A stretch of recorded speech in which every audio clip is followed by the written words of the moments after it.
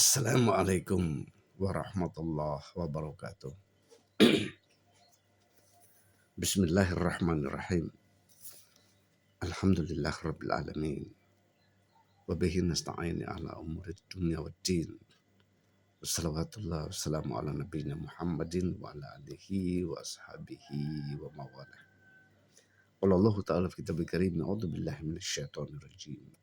Ya ayyuhalladzina amanu taqullaha haqqa tuqatih wa la tamutunna illa wa antum muslimun. Saudara kaum muslimin dan muslimat rahimani wa rahimakumullah. Kita bertemu lagi pada sholat subuh hari ini, kembali mengkaji tentang sholat. Mudah-mudahan dengan pengkajian sedikit demi sedikit ini, pelaksanaan ibadah sholat kita yang merupakan ibadah mahdah makin mendekati, bahkan seperti apa yang dicontohkan oleh Rasulullah Muhammad SAW. Jemaah rahimakumullah, pada episode 3 hari ini kami akan melanjutkan kajian tentang tata cara sholat. Jemaah rahimakumullah, berbicara tata cara sholat, yang pertama adalah berdiri tegak menghadap kiblat dan berniat ikhlas karena Allah Subhanahu wa taala. Menghadap kiblat, hal ini salah satu dilakukan menghadap kiblat yaitu Ka'bah Masjidil Haram sesuai dengan firman Allah dan hadis Nabi Muhammad SAW berikut. Allah berfirman di dalam Al-Quran surat Al-Baqarah surat 2 ayat 144. Allah Subhanahu wa taala berfirman, A'udzubillahi minasyaitonirrajim. Qad nara taqalluba wajhika fis sama'i falanu walliyannaka qiblatan tardaha fawalli wajhaka syatral masjidil haram wa haitsu ma kuntum fawallu wujuhakum syatrah. Sungguh kami sering melihat mukamu menengadah ke langit, maka sungguh kami akan memalingkan kamu ke kiblat yang kamu sukai. Palingkanlah mukamu ke arah Masjidil Haram dan di mana saja kamu berada, palingkanlah mukamu ke arahnya. Kaum muslimin jemaah rahimakumullah, ini firman Allah mengingatkan bahwa dulu sebelum itu Rasul sholat sering mengemadahkan mukanya mengarah ke langit. Lalu teguran Allah turun lewat ayat ini untuk mengarahkan agar pandangan Rasul pada waktu sholat itu adalah menghadap ke Ka'bah. Ini firman Allah, Quran surah 2 ayat 144. Kemudian alasan berikut adalah hadis Rasul SAW. Dalam sebuah hadis Rasul SAW, kalau Nabi SAW lil musi'i fi solati idza ra'atta an tusalliya fatawadda fahsin wudu'aka thummas taqbilil qiblatahu thumma kabbir. Dari Yahya ibnu Khalad, Nabi SAW berkata kepada seorang yang belum benar sholatnya, apabila engkau hendak sholat, maka berwuduklah dengan baik, kemudian menghadap ke kiblat, lalu bertakbirlah. Hadis riwayat Ahmad. Kaum muslimin rahimakumullah, orang yang sedang naik kapal laut dan hendak sholat, jika arah kiblat diketahui, maka hendaklah ketika memulai sholat menghadap ke kiblat sesuai dengan perintah umum menghadap kiblat dalam sholat seperti dikutip di atas. Kemudian apabila kapal berbelok saat orang itu sedang mengerjakan sholat, maka ia tidak perlu membetulkan arahnya lagi. Artinya ia tetap sholat dengan terus menghadap ke arah semula meskipun kapalnya telah berbelok haluan. Ia tidak perlu membelokkan arah berdirinya karena penumpang tidak tahu bahwa kapal yang membelok dan berapa besar, berapa derajat belokannya, dan itu tentu akan menyulitkan, sementara agama itu asasnya adalah kemudahan. Hal ini didasarkan juga pada hadis Rasulullah SAW. Hadis riwayat Ahmad dari Anas ibnu Malik diriwayatkan bahwa ia berkata, adalah Rasulullah SAW apabila hendak mengerjakan sholat sunat di atas kendaraannya, beliau menghadap ke kiblat lalu bertakbir untuk sholat, kemudian melepaskan kendaraan untanya, membiarkan berjalan, kemudian terus sholat ke arah mana kendaraan itu menuju. Ini menjadi panduan kita jemaah rahimakumullah, bagaimana kita sholat itu diarahkan menghadap ke kiblat. Jadi dalam perjalanan tadi dijelaskan, dalam kapal, di kendaraan yang ditumpangi Rasul itu, walaupun kita sudah dalam keadaan sedang sholat, arah perjalanan kapal termasuk unta tadi kemana saja, kita tetap seperti biasa. Yang penting pertama, kita sudah niat sholat dan menghadap arah kiblat. Ini firman Allah yang dasar hukum dalam hadis itu. Jemaah rahimakumullah. Kemudian masih ada lagi hadis an Anas bin Malikin an Rasulullah sallallahu alaihi wasallam kana idza safara fa arada an yatatawwa astaqbala binaqatihil kiblata fakabbara thumma shalla haitsu wajjahahu rikabuh. Dari Anas ibn Malik diriwayatkan Rasulullah SAW apabila safar dan hendak mengerjakan sholat sunat, beliau menghadap dengan kendaraan untanya ke kiblat, lalu bertakbir, kemudian terus sholat ke arah mana saja kendaraan itu menuju. Ini diingatkan lagi oleh hadis ini. Jemaah rahimakumullah, orang yang sholat dalam pesawat, kereta api atau angkutan umum sedang berjalan, maka ketika mulai sholat cukup menghadap sesuai dengan arah kursi, maka kendaraan itu dan arah kursi dalam kendaraan itu, dan sholat menghadap ke arah mana pun sesuai dengan duduknya. Hal itu karena menyerong duduk di atas kursi hanya untuk menghadap ke arah kiblat adalah menyulitkan, dan ini tidak sejalan dengan asas pelaksanaan agama yang memberikan kemudahan. Nabi SAW sendiri terkadang sholat di atas kendaraannya mengikuti arah kemana kendaraan itu menghadap. Kemudian hadis berikut dari hadis riwayat Muslim, cuma rahimakumullah, an Ibnu Umar annahu qala kana Rasulullah sallallahu alaihi wasallam yusalli ala rahilatihi haitsuma tawajjahat bihi, rawah Muslim. Dari Ibnu Umar diriwayatkan bahwa ia berkata Rasulullah SAW sholat di atas kendaraan untanya menghadap ke arah mana saja kendaraannya menghadap. Jadi begitu mudahnya dengan beragama Islam dalam pelaksanaan ibadah kepada Allah, dalam arti ibadah sholat ini.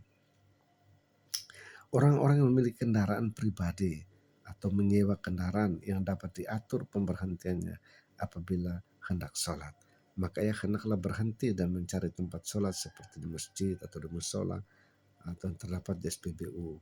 Zaman sekarang sudah begini maju dan mengerjakan sholat secara normal, yaitu menghadap ke kiblat. Akan tetapi apabila sangat terburu-buru misalnya, hendak mengerjakan keberangkatan, hendak mengejar keberangkatan kereta api atau pesawat, di mana tidak cukup waktu untuk berhenti, maka ia sholat dalam kendaraan dengan cara seperti terdahulu yang dijelaskan tadi. Hadirin rahimakumullah, orang yang sakit tidak bisa bergerak banyak, maka ia sholat berbaring, tidak perlu menghadap ke kiblat. Begitu pula orang yang tidak dapat mengetahui arah kiblat, maka ia sholat ke arah mana ia menduga arah kiblat. Hal ini sesuai dengan firman Allah Subhanahu wa taala Quran surat 2 Al-Baqarah 115. Walillahil masyriq wal maghrib fa aynama tuwallu fathamma wajhullahi innallaha wasi'un alim. Dan kepunyaan Allah lah timur dan barat, maka kemana saja kamu menghadap, disitulah wajah Allah. Sungguhnya Allah maha luas rahmatnya lagi maha mengetahui. Itulah jemaah rahimakumullah tentang yang pertama berdiri tegak dan menghadap kiblat. Kita mulai dalam salat. Kemudian berdiri apabila tidak ada halangan untuk berdiri. Salat pada dasarnya dilakukan dengan berdiri posisi kaki sejajar dengan bahu. kecuali apabila ada halangan hingga tidak bisa berdiri, misalnya karena sakit dalam perjalanan atau dalam keadaan takut atau tidak memungkinkan melakukan berdiri. Hal ini ada dalil. Yang pertama firman Allah dalam Al-Quran surah 2 Al-Baqarah ayat 238. A'udzubillahi minasyaitonirrajim. Hafidhu 'alas sholawati wassolatil wusta wa qumu lillahi qanitin. Peliharalah segala sholatmu dan peliharalah sholat wusta. Berdirilah karena Allah dalam sholatmu dengan khusyuk. Ini dasar hukumnya. Kemudian dasar hukum berikut hadis Rasulullah SAW riwayat Bukhari. Rasulullah SAW bersabda, An Imrana bin Husainin radallahu anhu qol kanat fi bawasiru fasa'altun nabiyyu sallallahu alaihi wasallam anis salati faqala salli qa'iman fa in lam tastati' faqa'idan fa in lam tastati' fa alaihi janbin. Dari Umar ibnu Husain radhiallahu diriwayatkan bahwa ia berkata, saya mempunyai penyakit wasir. Lalu saya bertanya kepada Nabi SAW tentang sholat. Beliau menjawab, sholatlah engkau berdiri. Jika tidak bisa berdiri, duduklah. Jika tidak bisa duduk, maka berbaringlah di atas lambung. Hadis riwayat Bukhari. Jadi begitu mudahnya penuntun dari Allah, penuntun dari Rasulullah SAW tentang sholat ini. Jemaah rahimakumullah, orang yang tidak dapat mengerjakan sholat berdiri karena sakit, keadaan yang tidak memungkinkan, misalnya lantaran berada dalam kendaraan, sedang berjalan, mengerjakan sholat dalam keadaan duduk, sesuai dengan hadis atas, jika ia masih bisa duduk. Tidak ada penjelasan tentang bagaimana cara duduk sholat orang yang tidak bisa berdiri itu. Para ulama berbeda pendapat tentang mana yang paling afdal. Kebanyakan ulama mengatakan dengan cara duduk bersila. Ada pula yang mengatakan dengan cara seperti pada saat membaca tahiyat awal atau akhir. Yang jelas hadis itu bersifat kualifikasi mutlak. Sehingga oleh karena itu duduk seperti apapun boleh dilakukan tergantung kepada keadaan pelaku sholat itu sendiri. Mana yang paling pas dan paling menghusukkan bagi dirinya. Ia bisa duduk bersila apabila ia lebih nyaman.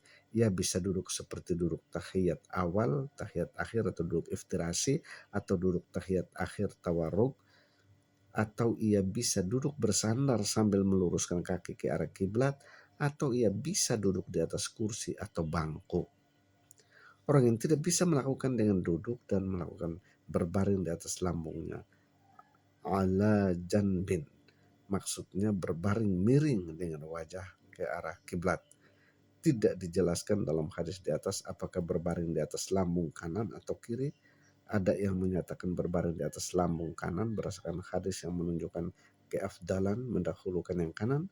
Ada pula yang mendasarkan kepada hadis Ali yang menerangkan bahwa apabila tidak bisa duduk maka berbaring di atas lambung kanan, dan jika tidak bisa maka berbaring terlentang. Tetapi hadis Ali ini dhaif menurut fuqaha Hanifah yang beberapa ulama ulama Syafi'iyah. Apabila tidak bisa duduk maka sholat berbaring terlentang dengan kaki mengarah ke kiblat. Ulama Hanafi menakwilkan hadis Imran di atas dengan adanya sakit wazir yang diderita Imran, sehingga hadis itu ada kitab sapaan khusus untuk Imran dan orang sepertinya. Bukan kitab umum. Orang yang tidak bisa duduk lalu mengerjakan sholat berbaring terlentang dengan kaki ke arah Ka'bah, sesungguhnya ketika ia melakukan isyarat ruku dan sujud, ia lebih menghadap ke Ka'bah atau setidaknya ke arah utara Ka'bah. Itulah jemaah rahimakumullah tentang salat dalam keadaan menghadap kiblat pertama. Ini hal yang perlu kita perhatikan dari isi hadis ini. Mari supaya kita bisa lebih paham, lebih mendalami salat ini dengan sebaik-baiknya, biar salat kita masih posisi dalam keadaan menghadap kiblat itu dengan sebaik-baiknya. Kita mendapatkan beberapa sumber dari firman Allah dan hadis-hadis yang sahih atau makbulah ini.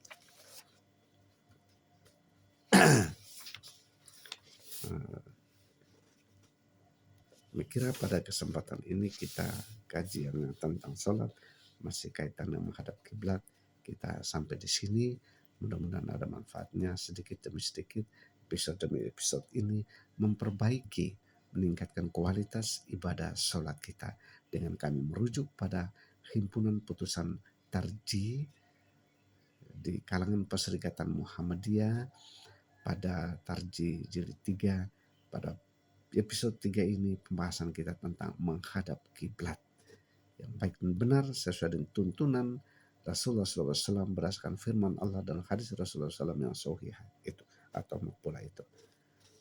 Nanti episode berikut kita akan lanjutkan. Terima kasih, semoga ada manfaatnya. Mari kita terus menjaga ibadah sholat kita merupakan ibadah mahdah itu. Nasrul minallah wa Wassalamualaikum warahmatullahi wabarakatuh.